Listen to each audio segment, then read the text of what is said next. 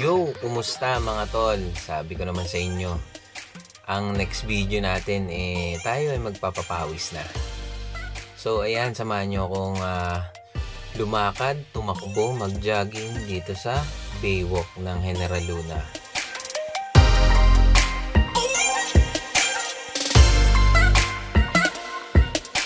At dahil sunod-sunod nitong mga nakaraang araw ang ating pagkain ng napakarami at pagtoma, eto na naman po ulit ang inyong lingkod na magbabalik loob sa pagpapapawis.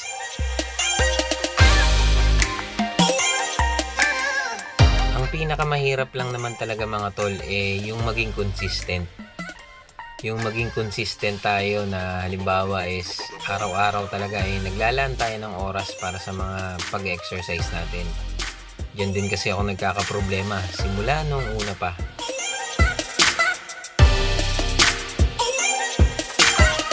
Kung gusto natin mga tol makakita ng pagbabago sa katawan natin, tulad ko nagpapapaya talaga ako ng konti, dapat talaga meron tayong disiplina.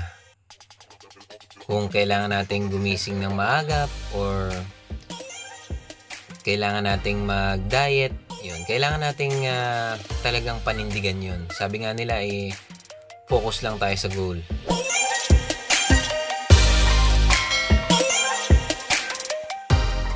Nga pala mga tol, wag po nating kalimutan ang mag-like at subscribe dito sa channel ko.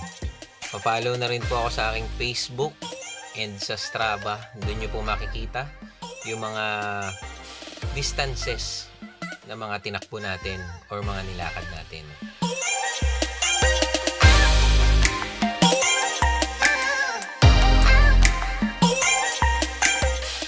Hanggang dito na lang muna mga tol.